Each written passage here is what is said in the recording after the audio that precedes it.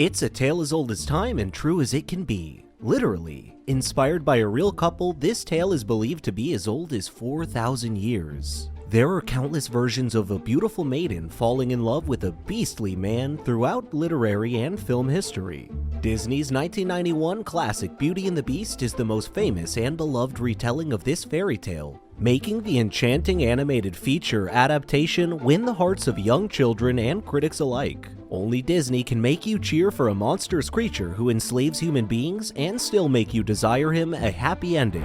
Today's video is about the true and messed up origins of the real man who inspired the Beast and the real beauty who was forced to marry him. And if an arranged marriage isn't enough to unsettle you, how about a bit of human experimentation and child trafficking? So sit back, relax, and get ready for a harsh reality check on one of the best Disney movies of all time.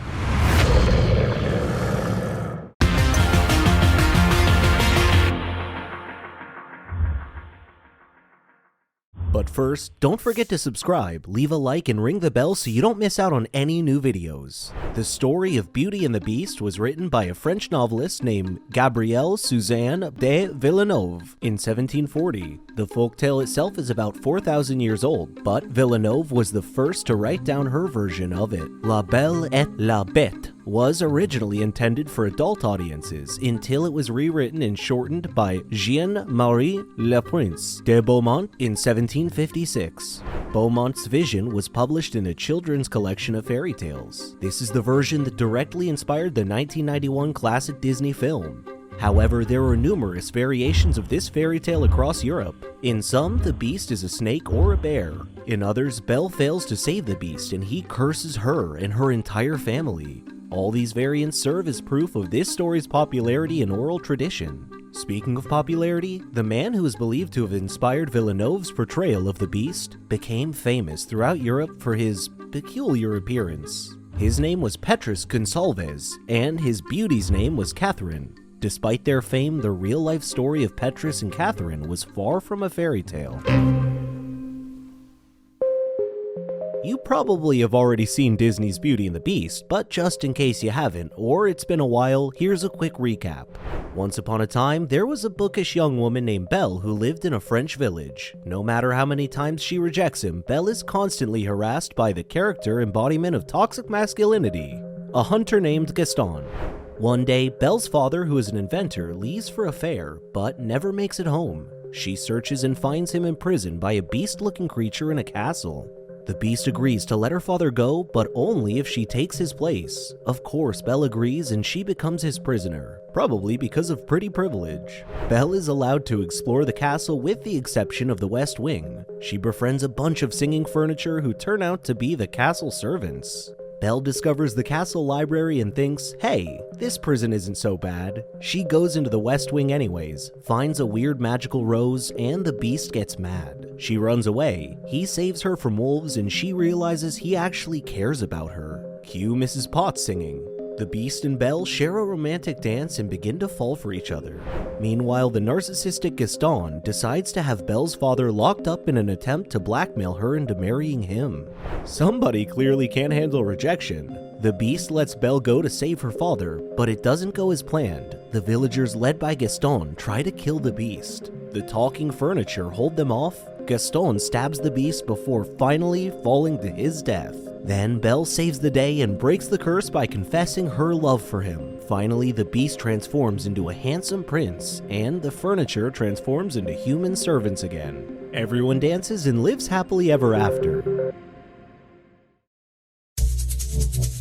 Surprisingly, La Belle et la Bête is not as disturbing as other fairy tales from its time. Sure, it romanticizes a woman being coerced into marriage, but at least he's got a castle, right? In Villeneuve's original version, Belle's father is a widowed merchant who lost his entire fortune after his ships were sunk by pirates. As a result, he along with his 6 sons and 6 daughters are forced to move to the countryside.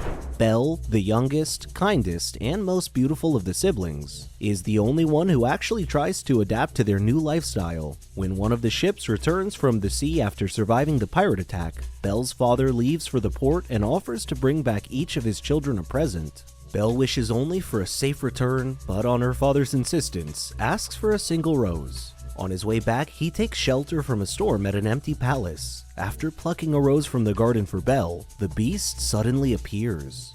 The hideous creature is about to kill him for stealing a rose, but the merchant begs for his life. He explains he only wanted it for his daughter, and the beast agrees to let him live in exchange for Belle. If Belle doesn't come to the castle, he'll kill the entire family. Not exactly Prince Charming, is he? The merchant returns home and reluctantly tells his children about his deal with the beast. To save her family, Belle goes to the castle. The beast showers her with lavish gifts and delicious food in the hopes that she'll agree to sleep with him. She turns him down every single night, but grows to like him as a friend. Yep, she friend-zoned the beast. Belle becomes homesick, and the beast allows her to go home for 2 months. She doesn't return to the castle in time, and the beast starts dying. For some reason, Belle feels bad for her captor and blames herself out loud for not loving him. Suddenly, the beast transforms into a prince, and he explains how he was cursed for being selfish. They get married and live happily ever after. Yikes. Beaumont's version of La Belle et la Bête shortens the story into a fairy tale. She removes the part about the beast asking to sleep with Belle to make it more kid-friendly. Beaumont also reduces the number of the merchant's children to 3 sons and 3 daughters. In her version, Belle's mean sisters are the reason why the beauty doesn't return to the castle in time to save the beast. The hairy description of the beast in Villeneuve's La Belle et la Bête is believed to be inspired by a real man from the 16th century. His name was Petrus Gonsalvus. Petrus suffered from a condition called hypertrichosis, which resulted in an abnormal amount of hair growth all over his body. At the age of 10, he was forcibly brought from Spain to King Henry II's French court. The nobility had such a strange fascination with life's oddities. At court, all the nobles eagerly awaited for him to show his savage side, but Petrus never did. He was just a regular hairy boy. The French king developed a fondness for the young boy and provided him with a wardrobe and education fitting of a nobleman. Despite this, Petrus was never viewed as fully human by most people. After the king died, Queen Catherine took over his throne and decided it would be fun to conduct her own genetic experiment on Petrus. She wanted to see if Petrus could create more beasts like him. So Queen Catherine found Petrus a wife who, oddly enough, was also named Catherine. Similar to La Belle et la Bête, the young beauty was forced to marry the man everyone perceived to be a beast, but eventually grew to love him.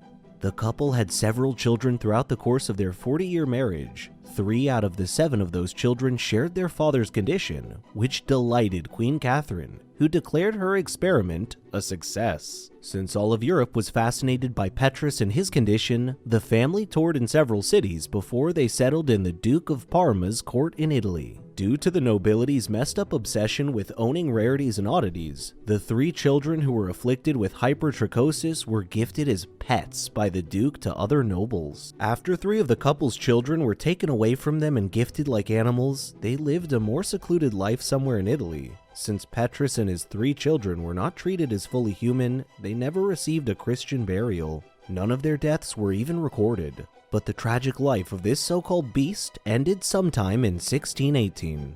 So what did you think about the true origins of Disney's Beauty and the Beast? If only Petrus and Catherine received the same happy ending as Beast and Belle. If you like this origin, please don't forget to subscribe, ring the bell, and like the video, cause there's a lot more coming. Thanks, and see you again soon.